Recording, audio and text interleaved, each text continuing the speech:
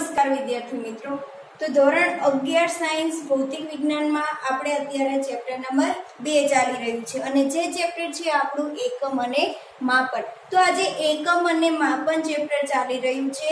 એના આગળના વિડિયો લેક્ચરમાં આપણે ભૌતિક રાશિઓના પરિમાણ, ભૌતિક રાશિના પારિમાણિક સૂત્ર અને ભૌતિક રાશિના પારિમાણિક સમીકરણ વિશેની વાત કરી ગયા છીએ કે પરિમાણ કોને કહેવાય, પારિમાણિક સૂત્ર કોને કહેવાય અને પારિમાણિક સમીકરણ કોને કહેવાય।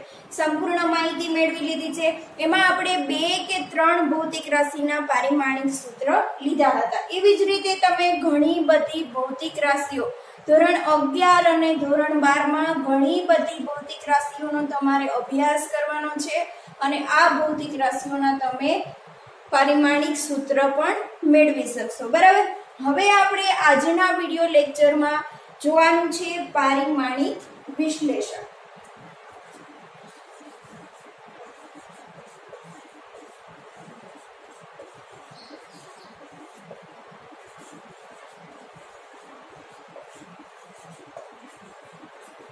પારિમાણિક વિશ્લેષણ જેને ઇંગ્લિશમાં કહીશું ડાયમેન્શનલ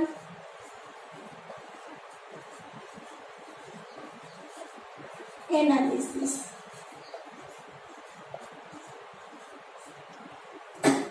હવે પારિમાણિક વિશ્લેષણ, તો પારિમાણિક વિશ્લેષણની આપણે સૌથી પહેલા જોઈ લઈએ વ્યાખ્યા કે પારિમાણિક વિશ્લેષણ કોને કહેવાય। તો વ્યાખ્યામાં શું છે કે પારિમાણિક સૂત્રનો ઉપયોગ કરીને ભૌતિક રાશિના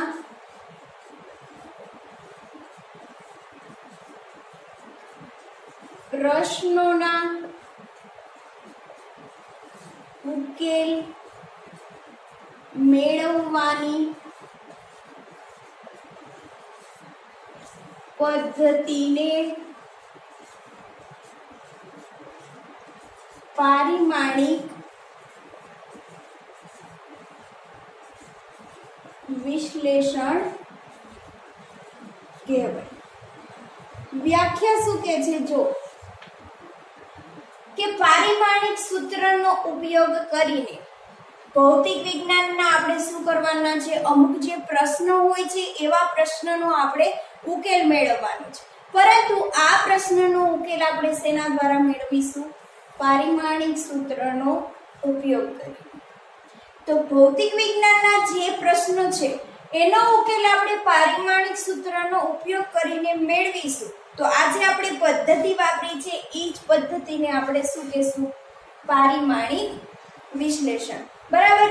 તો હવે સૌથી પહેલા તો આપણે એ સમજવું જોઈએ કે પારિમાણિક સૂત્રનો ઉપયોગ કેવા કેવા ભૌતિક વિજ્ઞાનના પ્રશ્નો આપણે સોલ્વ કરી શકશું, બરાબર। તો આ જે પારિમાણિક વિશ્લેષણના ઉપયોગો છે એ આપણને 3 આપેલા છે। પારિમાણિક વિશ્લેષણના ઉપયોગ। તો પારિમાણિક વિશ્લેષણના ઉપયોગો મુખ્યત્વે તમને 3 પ્રકારના આપેલા છે। એમાં સૌથી પહેલા તમને આપેલું છે કે 2 જુદી જુદી એકમ પદ્ધતિ નો કોઈ ભૌતિક રાશિના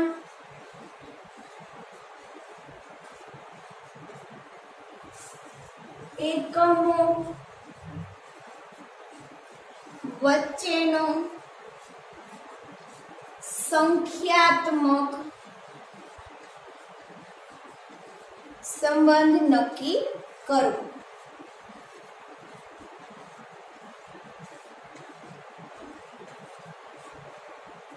શું કીધું છે કે બે જુદી જુદી એકમ પદ્ધતિ કે તમને બે જુદી જુદી એકમ પદ્ધતિ હોય, બરાબર.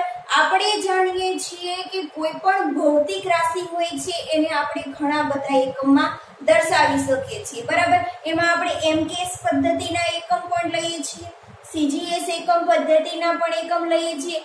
એવી રીતે આપણે બે જુદી જુદી એકમ પદ્ધતિનો કોઈ એક ભૌતિક રાશિના એકમો વચ્ચેનો આપણે શું કરવાનું છે, સંખ્યાત્મક સંબંધ નક્કી કરવાનો છે, બરાબર. તો આ જે ભૌતિક વિજ્ઞાનનો એક પ્રશ્ન છે એનો તમારે ઉકેલ મેળવવાનો છે અને એ શેના દ્વારા મેળવશું, પારિમાણિક સૂત્રનો ઉપયોગ કરીને, બરાબર. હવે એવી જ રીતે તમને બીજો આપેલો છે કે કોઈ ભૌતિક રાશિનો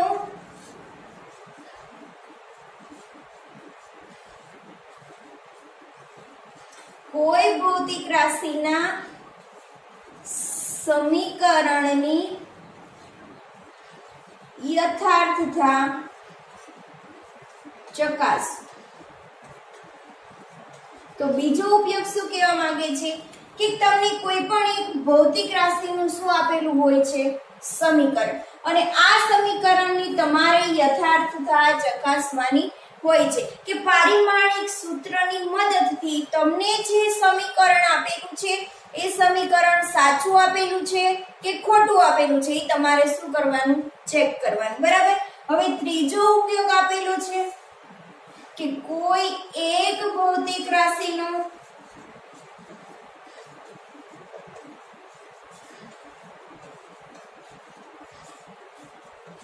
બીજી ભૌતિક રાશિ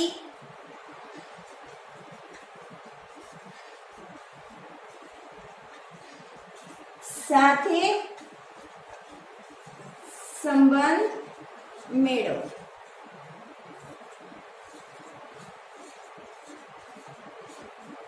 ત્રીજો ઉપયોગ શું છે કે તમને કોઈ પણ એક ભૌતિક રાશિ આપેલી, બરાબર. તો માની લો કે તમને આપેલું છે ગતિ ઊર્જા. ગતિ ઊર્જા કે બરાબર શું થાય, 1/2 mv².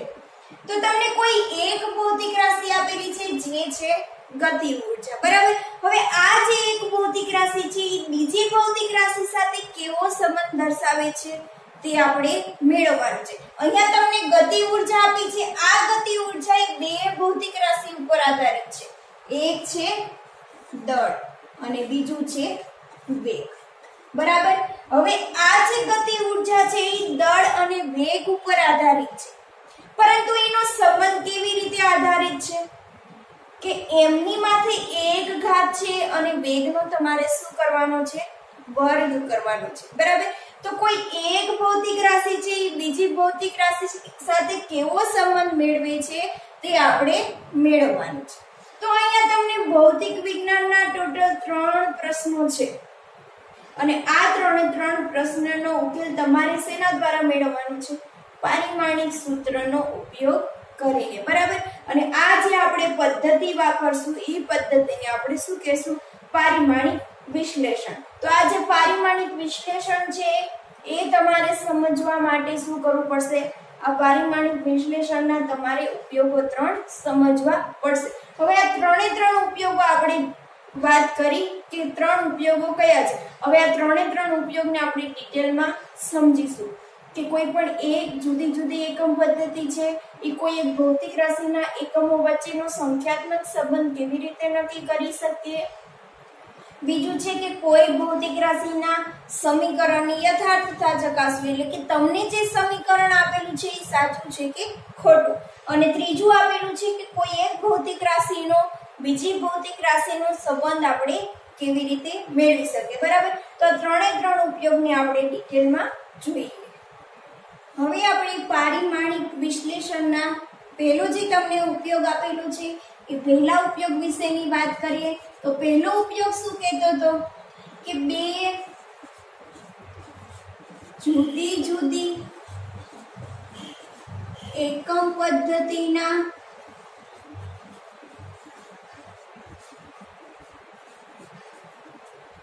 કોઈ એક ભૌતિક રાશિ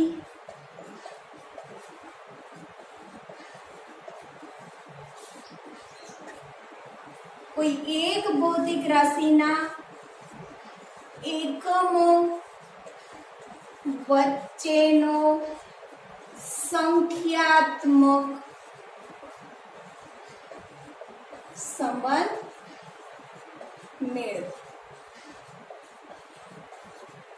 શું કીધું છે? જો કે તમને કોઈ એક ભૌતિક રાશિ લેવાની છે. શું કરવાનું છે? કોઈ એક ભૌતિક રાશિ લેવાની છે. માની લો કે આપણે અત્યારે લઈએ છીએ દળ. હવે આ દળ એક ભૌતિક રાશિ આપેલી છે, બરાબર. હવે આ દળના બે જુદી જુદી એકમ પદ્ધતિ. તો માની લો કે આપણે એકમ પદ્ધતિઓ વિશેની વાત કરી ગયા છે અને ઘણી બધી એકમ પદ્ધતિઓ આપણે જાણીએ છીએ. એમકેએસ પદ્ધતિ છે, સીજીએસ પદ્ધતિ છે, એફપીએસ પદ્ધતિ છે, એસઆઈ એકમ પદ્ધતિ છે. ઘણી બધી આપણી પાસે 4 એકમ પદ્ધતિઓ છે, બરાબર. હવે આ 4 એકમ પદ્ધતિમાંથી કોઈ પણ 2 એકમ પદ્ધતિ તમારે લેવાની છે, બરાબર. તો આ એક ભૌતિક રાશિ આપેલી છે દળ. હવે આ દળની 2 એકમ પદ્ધતિ આપણે લઈએ. એક લઈએ એમકેએસ એકમ પદ્ધતિ, બરાબર, અને બીજી પદ્ધતિ લઈએ સીજીએસ એકમ પદ્ધતિ. તો કોઈ એક ભૌતિક રાશિની 2 જુદી જુદી એકમ પદ્ધતિના એકમો. હવે એમકેએસ પદ્ધતિનો એકમ શું છે? કિલોગ્રામ. કે એમકેએસ પદ્ધતિમાં દળને આપણે કયા એકમમાં માપીએ છીએ? કિલોગ્રામમાં. એવી રીતે સીજીએસ એકમ પદ્ધતિમાં દળને આપણે કયા એકમમાં માપીએ છીએ? ગ્રામ. બરાબર. તો હવે જો આ કોઈ એક ભૌતિક રાશિ છે, આ કોઈ એક ભૌતિક રાશિની 2 જુદી જુદી એકમ પદ્ધતિના એકમો કિલોગ્રામ અને ગ્રામ. તો આ 2 એકમો વચ્ચેનો આપણે શું મેળવવાનો છે? સંબંધ મેળવવાનો છે, બરાબર. તો આપણે બધા જાણીએ છીએ કે 1 કિલોગ્રામ બરાબર કેટલા થાય છે? 1000 ગ્રામ થાય છે, બરાબર. હવે આ જે તમને 10³ મળ્યું એ શું છે? સંખ્યાત્મક સંબંધ. કે કિલોગ્રામ અને ગ્રામ છે એ કોઈ એક જ ભૌતિક રાશિના એકમો છે અને આ બંને એકમો છે એ જુદી જુદી એકમ પદ્ધતિના એકમો છે અને બંને વચ્ચેનો સંખ્યાત્મક સંબંધ છે કેટલો થાય છે? 10³ જે આપણને મળ્યું સંખ્યાત્મક સંબંધ, બરાબર. તો આવી રીતે તમે કોઈ પણ એક પદ્ધતિ હોય એના 2 જુદી જુદી એકમ પદ્ધતિ હોય, એક ભૌતિક રાશિની 2 જુદી જુદી એકમ પદ્ધતિના એકમો વચ્ચેનો સંખ્યાત્મક સંબંધ. એટલે કે કોઈ જો એક ભૌતિક રાશિ તમને કિલોગ્રામમાં આપેલી હોય અને આ કિલોગ્રામને તમારે ગ્રામમાં કન્વર્ટ કરવું હોય તો શું કરવું પડશે? 10³ વડે તમારે ગુણવા પડશે, બરાબર. તો આવી જ રીતે આપણે કોઈ પણ એક બીજી ભૌતિક રાશિ જોઈએ. બીજી ભૌતિક રાશિ છે, માની લો કે ઉદાહરણ દ્વારા સમજીએ કે માની લો કે તમને બળ આપેલું છે. બળ શું છે? ભૌતિક રાશિ છે, બરાબર. હવે આ બળને ઇંગ્લિશમાં આપણે કહીશું ફોર્સ. હવે આ તમને જે બળ આપેલું છે એ બળના તમારે શું કરવાની છે? 2 જુદી જુદી એકમ પદ્ધતિ લેવાની છે.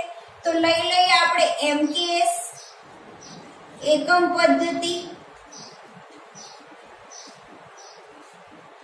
અને બીજી લઈએ સીજીએસ એકમ પદ્ધતિ.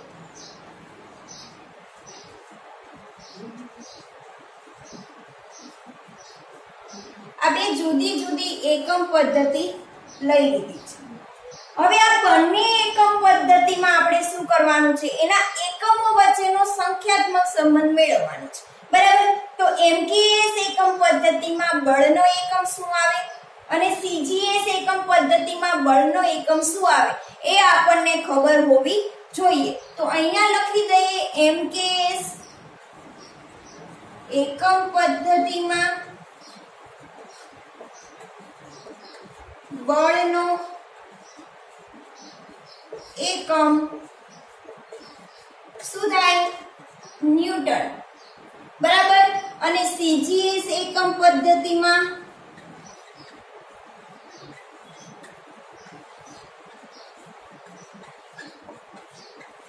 બળનો એકમ આવશે ડાય.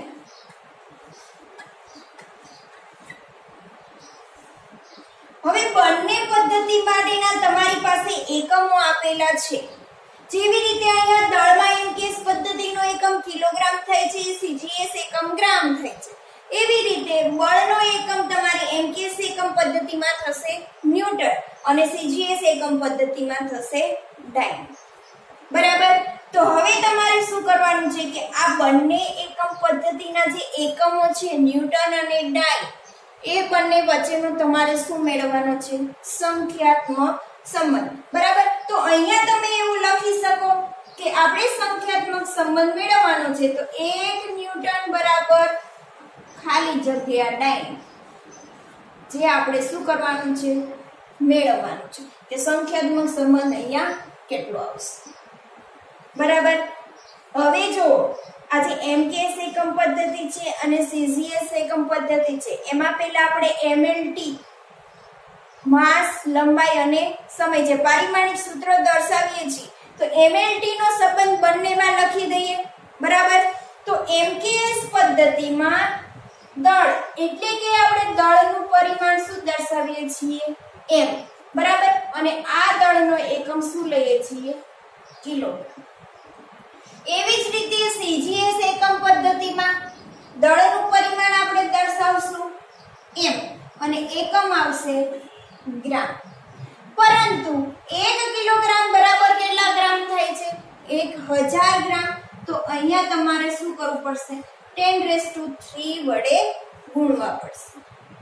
એવી જ રીતે લંબાઈની વાત કરીએ તો લંબાઈનું પરિમાણ શું છે? l અને એનો એમકેએસ પદ્ધતિમાં એકમ છે મીટર. હવે આ લંબાઈને તમારે CGS એકમ પદ્ધતિમાં કન્વર્ટ કરવી છે તો શું કરીએ છીએ? 10⁻² પરિમાણ આવશે l જ અને એકમ આવશે સેન્ટીમીટર. આપણે જાણીએ છીએ કે 1 મીટર બરાબર કેટલા થાય? 100 સેન્ટીમીટર. બરાબર. એટલે અહીંયા 10⁻² કર્યા છે. હવે લઈએ સમય. તો સમયનું પરિમાણ છે t અને જેનો એકમ છે સેકન્ડ. બરાબર. તો અહીંયા પણ સેકન્ડ છે, અહીંયા પણ સેકન્ડ છે, CGS માં પણ, એટલે કોઈ પણ પ્રકારનો ફેરફાર પડશે નહીં. એટલે અહીંયા લખી દો 1, પરિમાણ થશે t અને સેકન્ડ. તો હવે MLT નું રિલેશન આપણને ખબર છે કે MKS એકમ પદ્ધતિ અને CGS એકમ પદ્ધતિમાં શું થાય છે. બરાબર. હવે આપણે પારિમાણિક સૂત્રની મદદથી આનું આપણે સોલ્યુશન લાવવાનું છે. બરાબર. તો પારિમાણિક સૂત્રની મદદથી કેવી રીતે સોલ્યુશન આવશે? તો આપણે બધાએ જોઈએ કે બળના પારિમાણિક સૂત્ર શું થાય? બળનું પારિમાણિક સૂત્ર શું થાય? તો બળનું પહેલા સૂત્ર યાદ કરી લો. F બરાબર શું થશે? ma. અહીંયા m શું છે? દળ અને a શું છે? પ્રવેગ. બરાબર. તો જે તમારે F નું પારિમાણિક સૂત્ર મેળવવાનું છે એ શું થશે? દળ એટલે m1 અને પ્રવેગ એટલે અંતરના છેદમાં સમયનો વર્ગ એટલે થશે L1 t-2. બરાબર. હવે આપણી પાસે બળનું પારિમાણિક સૂત્ર છે. હવે શું કરશું? તો બંને બાજુ આપણે MKS પદ્ધતિ અને CGS પદ્ધતિ બંને આપણે દર્શાવીશું. બરાબર. તો જો બળનું પારિમાણિક સૂત્ર છે એમાં ડાબી બાજુના પરિમાણ બરાબર શું થશે? જમણી બાજુના પરિમાણ. તો MKS પદ્ધતિમાં ડાબી બાજુનું પરિમાણ શું થશે? m1 l1 t-2. બરાબર. હવે CGS એકમ પદ્ધતિમાં આપણે કન્વર્ટ કરીએ છીએ તો અહીંયા તમારે m ને m માં કન્વર્ટ કરવું હોય તો શું કરવું પડશે? 10³ વડે ગુણવા પડશે. બરાબર. તો અહીંયા થશે 10³ m1. હવે ગુણાકાર અહીંયા આપેલો છે L1.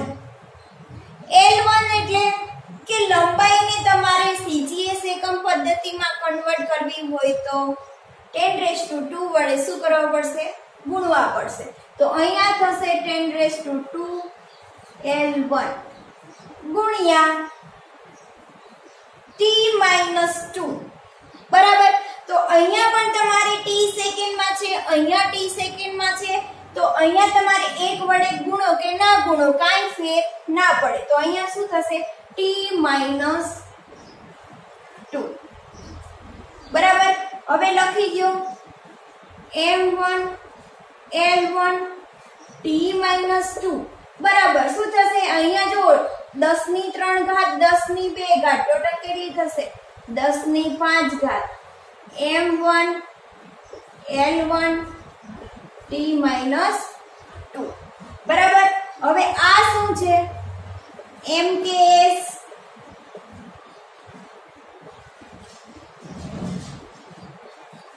પદ્ધતિમાં પરિમાણ અને આ શું છે? CGS પદ્ધતિમાં પરિમાણ. હવે જો અહીંયા તમને એવું થશે કે MKS પદ્ધતિમાં પરિમાણ મળ્યું, એ જ આપણને CGS પદ્ધતિમાં મળે છે. બરાબર. તો અહીંયા એક વાત ખાસ યાદ રાખજો કે કોઈ પણ ભૌતિક રાશિ હોય છે, એ ભૌતિક રાશિ પાસે ઘણા બધા એકમો હોય છે. બરાબર. તો આ એકમોનું પરિમાણ તમને કોઈ એકમ ગ્રામમાં આપેલો હોય, કિલોગ્રામમાં આપેલો હોય, બરાબર, તો એનું પારિમાણિક સૂત્ર તો તમારે સરખું જ રહેશે. પારિમાણિક સૂત્રમાં કોઈ પણ પ્રકારનો ફેરફાર થાય નહીં. MKS પદ્ધતિ લ્યો કે CGS પદ્ધતિ લ્યો, પરંતુ આ જે પરિમાણ છે એને આપણે કહી દઈશું MKS પદ્ધતિમાં પરિમાણ અને આ છે CGS પદ્ધતિમાં. તો MKS પદ્ધતિમાં છે એટલે એનો એકમ શું આવશે? 1 ન્યૂટન. બરાબર. શું થઈ જશે? 10⁵5. અને આ એકમ છે CGS પદ્ધતિમાં પરિમાણ છે, તો એનો એકમ આપણે CGS માં દર્શાવશું એટલે અહીંયા થઈ જશે ડાઇન. બરાબર. તો આ તમને મળી ગયું 1 ન્યૂટન બરાબર 10⁵5 ડાઇન. એટલે કે બળ તમને આપેલું છે ન્યૂટનમાં MKS પદ્ધતિમાં, અને તમારે જો કન્વર્ટ કરવાનું હોય CGS માં એટલે કે ડાઇનમાં, તો તમારે શું કરવું પડશે? 10⁵5 વડે તમારે ગુણવા પડશે. હવે માની લો કે તમને આ સંબંધ આપેલો છે 1 ન્યૂટન બરાબર 10⁵5. હવે આ 10⁵5 છે તમને શું મળી ગયું? સંખ્યાત્મક.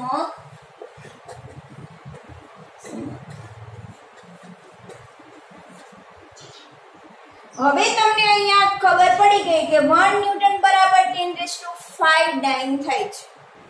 બરાબર. હવે એવું કીધું હોય કે 1 ડાઇન બરાબર કેટલા? 1 ડાઇન બરાબર ખાલી જગ્યા ન્યૂટન, કે 1 ડાઇન બરાબર કેટલા ન્યૂટન થાય? તો તમે આવી રીતે ત્રિરાશિ મૂકી શકો કે 1 ન્યૂટન બરાબર 10⁵5 ડાઇન થાય છે, તો આપણે મેળવવાનું છે 1 ડાઇન બરાબર કેટલા ન્યૂટન. તો અહીંયા તમે ક્રોસ ગુણાકાર મૂકી શકો કે 1/10⁵5 ન્યૂટન બરાબર 10⁻⁵ ન્યૂટન. એટલે કે થશે 1 ડાઇન બરાબર 10⁻⁵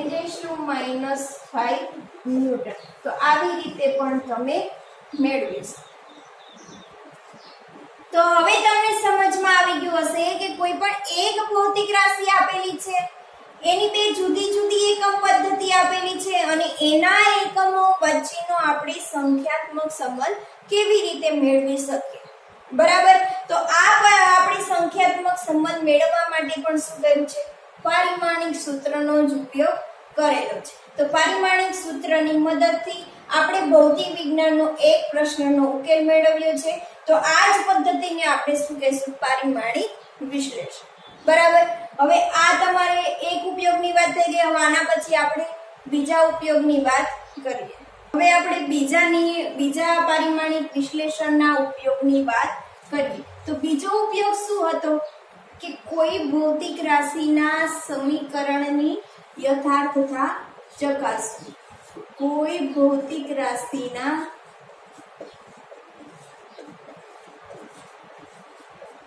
સમીકરણની યથાર્થતા ચકાસવી. અથવા તો સમીકરણની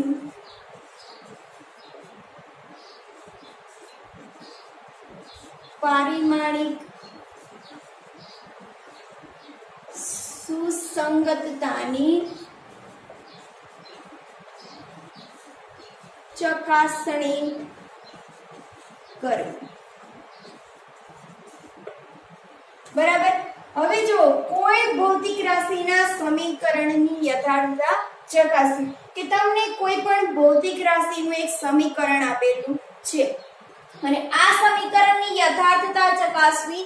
યથાર્થતા એટલે કે જે સમીકરણ આપેલું છે એ સમીકરણ સાચું છે કે ખોટું છે એ આપણે શું કરવાનું છે? પારિમાણિક સૂત્રની મદદથી આપણે ચેક કરવાનું છે. અથવા તો આપણે શું કીધું છે કે સમીકરણની પારિમાણિક સુસંગતતા. સુસંગતતા એટલે શું થાય? સમાનતા. તો પારિમાણિક સમીકરણ જે તમને સમીકરણ આપેલું છે એમાં પારિમાણિક તમારે એટલે કે ડાબી બાજુ અને જમણી બાજુના પરિમાણ તમારે સમાન છે કે નહીં એની તમારે શું કરવાની છે? ચકાસણી કરવાની છે. હવે અહીંયા વાત થઈ છે સમીકરણ.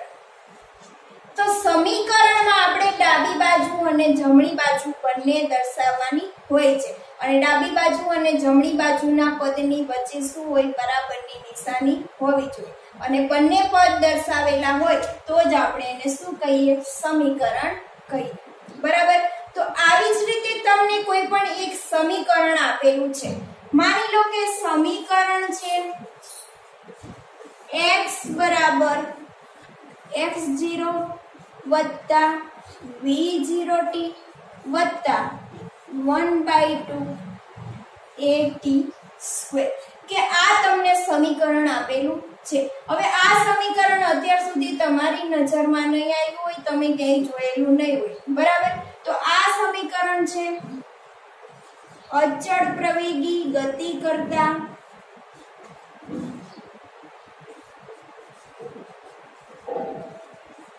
પદાર્થના સ્થાનાંતરનું સૂત્ર. બરાબર. હવે આ જે તમને સમીકરણ આપેલું છે એમાં તમારે શું કરવાનું છે કે ડાબી બાજુના પરિમાણ અને જમણી બાજુના પરિમાણ બંને સમાન થાય છે કે નહીં એની તમારે ચકાસણી કરવાની છે. તો સૌથી પહેલા તો આપણે જોઈએ કે આપણને સમીકરણમાં કઈ કઈ ભૌતિક રાશિઓ આપેલી છે. બરાબર. તો સૌથી પહેલા જોઈએ આપણને આપેલું છે x. તો x ને આપણે શું કહેશું? અંતિમ સ્થાન અથવા તો અંતિમ અંતર. હવે અંતિમ સ્થાન આપેલું છે, અંતિમ અંતર આપેલું છે તો એનો એકમ શું થશે? મીટર. અને એનું તમારે પારિમાણિક સૂત્ર શું થશે? L1. હવે આગળ બીજું આપેલું છે x0. x0 ને શું કહેવાય? પ્રારંભિક સ્થાન. પ્રારંભિક સ્થાન એ પણ અંતર છે, એનો એકમ પણ મીટર થશે અને એનું પારિમાણિક સૂત્ર આવશે L1. હવે એના પછી ભૌતિક રાશિ છે v0. v0 શું છે? પ્રારંભિક વેગ. હવે અહીંયા વેગની વાત થઈ છે. વેગનો એકમ શું આવે? મીટર પ્રતિ સેકન્ડ અને એનું પારિમાણિક સૂત્ર થશે L1t - 1. એ પછી છે t. t ને આપણે કહીશું સમય. સમય કયા એકમમાં મેઝર થાય? સેકન્ડમાં અને એનું પારિમાણિક સૂત્ર આવે t1. 1/2 છે એ શું છે? અચળાંક છે. અચળાંકનું પારિમાણિક સૂત્ર ના હોય. બરાબર. હવે એના પછી આવશે ભૌતિક રાશિ a. a ને આપણે કહીશું પ્રવેગ. પ્રવેગનો એકમ શું થશે? મીટર પ્રતિ સેકન્ડ સ્ક્વેર અને એનું તમને મળશે પારિમાણિક સૂત્ર L1 T - 2 અને એના પછી આપેલું છે સમય તો સમયનું પારિમાણિક સૂત્ર શું છે એ આપણને ખબર છે હવે આપણે શું કરવાનું છે ડાબી બાજુ અને જમણી બાજુના પરિમાણ આપણે ચકાસવાના છે બરાબર તો લખી દઈએ ડાબી બાજુનું પરિમાણ બરાબર શું થશે જમણી બાજુનું પરિમાણ તો હવે ડાબી બાજુનું પરિમાણ તો ડાબી બાજુએ તમને એક જ ભૌતિક રાશિ આપેલી છે અંતિમ સ્થાન અને એનું પરિમાણ તમને મળે છે L1 બરાબર જો હવે જમણી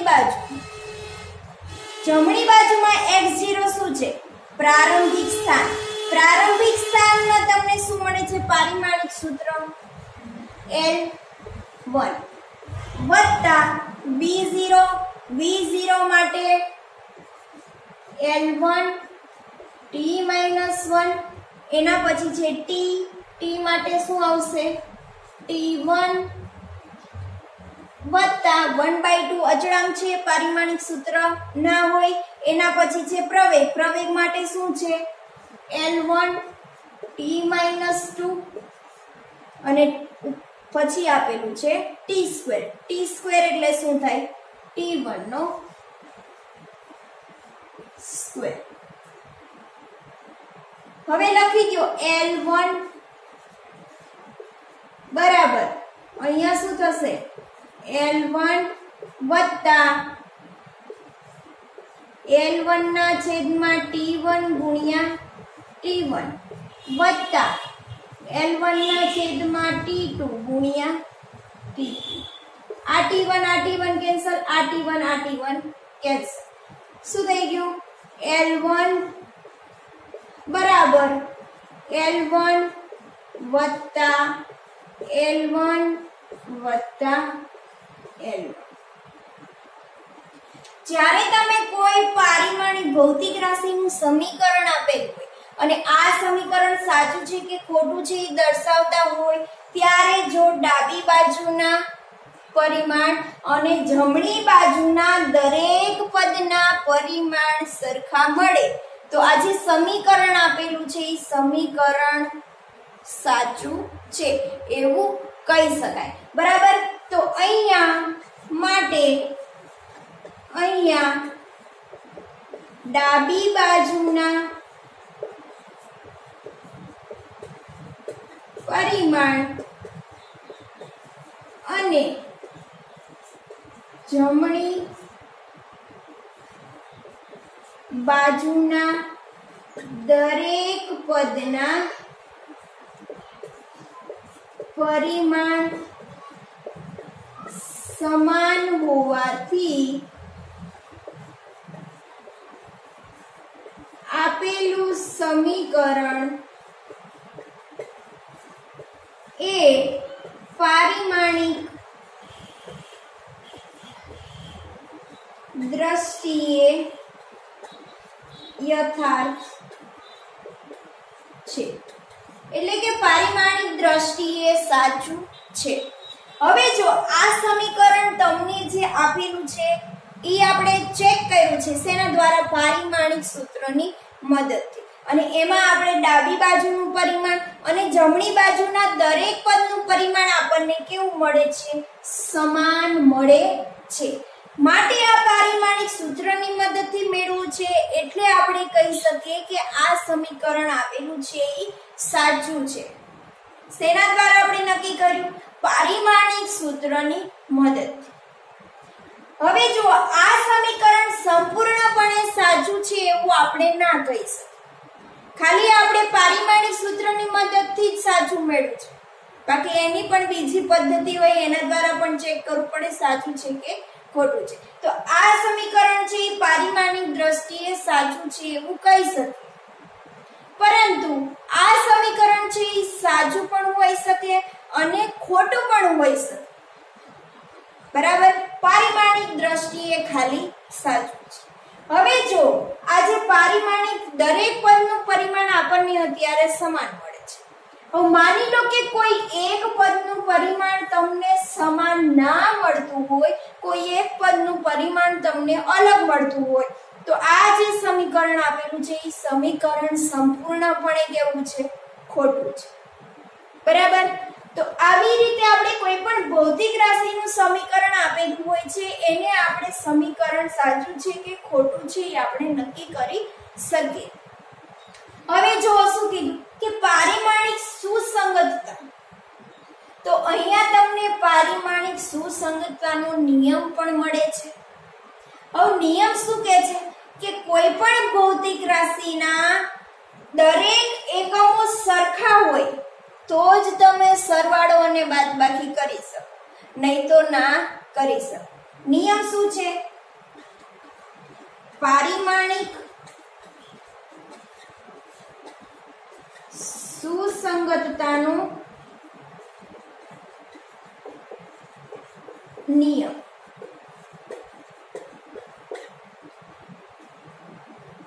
દરેક ભૌતિક રાશિના, એટલે કે જે ભૌતિક રાશિના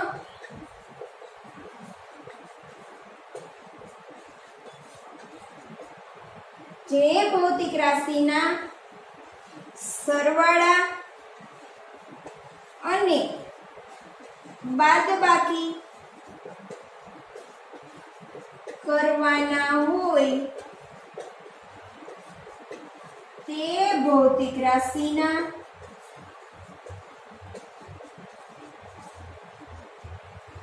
એકમો સરખા હોવા જોઈએ.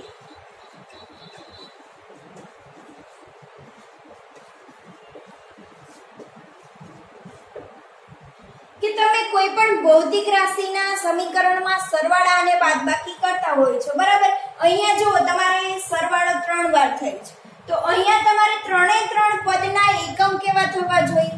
સરખા. અને એકમો સરખા થશે તો એના પરિમાણ પણ તમને કેવા મળશે? સરખા.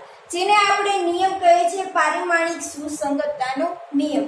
તો આ જે તમે સમીકરણની યથાર્થતા ચકાસો એમાં તમારે પારિમાણિક સુસંગતતાનો નિયમ પણ ઉપયોગી છે, અને આ પારિમાણિક સુસંગતતાના નિયમની મદદથી તમે શું કરી શકો છો કે ભૌતિક રાશિના સમીકરણની યથાર્થતા ચકાસી શકો. બરાબર? હવે જો તમને જે સમીકરણ આપેલું છે એમાં આપણે એકમોની ચકાસણી કરીએ તો આ x છે એ શું છે? અંતર. બરાબર? તો અંતરનો એકમ શું થાય? મીટર. બરાબર? x0 છે એ પણ સ્થાનાંતર છે, અંતર જ છે, તો એનો એકમ પણ શું થશે? મીટર. હવે વત્તા b0 વેગનો એકમ શું થાય? મીટરના છેદમાં સેકન્ડ ગુણ્યા t આપેલું છે એટલે શું થઈ જશે? સેકન્ડ. વત્તા પ્રવેગનો એકમ શું થાય? મીટરના છેદમાં સેકન્ડ સ્ક્વેર ગુણ્યા t આપેલું છે એટલે second square. Second second cancel, second square cancel. તો અહીંયા શું થશે? મીટર બરાબર મીટર વત્તા મીટર વત્તા મીટર. શું મળ્યા? દરેક ભૌતિક રાશિનો એકમ તમને સરખો મળ્યો, અને દરેક ભૌતિક રાશિના એકમ સરખા હોવાથી અહીંયા શું થાય છે? સરવાળો અને સરવાળો થઈ શકે છે. એવી જ રીતે કોઈ પણ તમને બીજું સમીકરણ આપેલું હોય, બરાબર? તો આ બીજું સમીકરણ આપેલું હોય એમાં બાદબાકી આપેલી હોય, તો બાદબાકી આપેલી હોય તો એમાં પણ શું થાય? દરેક પદનું તમને પારિમાણિક સૂત્ર સરખું જ મળે, એકમો પણ તમને કેવા મળે? સરખા. બરાબર? આ જો x0 છે, આ b0t છે, અને 1/2 એ t² છે. બરાબર? હવે તમને અહીંયા x0 ની જગ્યાએ કોઈ બીજો અચળાંક આપી દીધો હોય, માની લો કે તમને આપેલું છે a. એ છે કોઈ ભૌતિક રાશિનો ઉલ્લેખ કરેલો નથી. હવે x બરાબર x0 ની જગ્યાએ a આપેલું છે, અને તમને એવું કીધું છે કે આ સમીકરણમાં તમારે અચળાંક જે a આપેલો છે એનું પારિમાણિક સૂત્ર મેળવો. તો અહીંયા તમને નિયમ યાદ હોવો જોઈએ કે સમીકરણમાં જ્યારે સરવાળા અને બાદબાકી કરવાના હોય તો એમાં શું હોય? એકમો સરખા જ હોય. પારિમાણિક સૂત્ર કેવા મળે? સમાન જ મળે. તો આ અચળાંકનું પારિમાણિક સૂત્ર મેળવવું હોય તો આનું જે પારિમાણિક સૂત્ર હશે એ જ એનું હશે, 1/a² નું હશે એ જ પારિમાણિક સૂત્ર શેનું હશે? એનું. અને પારિમાણિક સૂત્ર સમાન હોવાથી જ અહીંયા શું થાય? ભૌતિક રાશિઓનો સરવાળો થયેલો હોય છે. તો અહીંયા a નું પારિમાણિક સૂત્ર પણ તમને શું મળે? V0t એનું જે પારિમાણિક સૂત્ર હોય એ જ તમને a નું પારિમાણિક સૂત્ર મળે. બરાબર. તો આ નિયમમાં તમારે પારિમાણિક સુસંગતતાનો નિયમનો પણ ઉપયોગ થાય છે કે જેની મદદથી તમે સમીકરણ સાચું છે કે ખોટું છે એની ચકાસણી કરી શકો છો. આ ઉપરાંત તમને કોઈ સમીકરણમાં અચળાંક આપેલો હોય, અચળાંક મેળવવાનું કીધું તો એ પણ તમે સરળતાથી મેળવી શકો છો. તો આ તો પારિમાણિક વિશ્લેષણનો બીજો ઉપયોગ. બરાબર. હવે આ બીજા ઉપયોગના આધારે તમને બે ઉદાહરણ આપેલા છે તો એની વાત આપણે નેક્સ્ટ લેક્ચરમાં કરશું.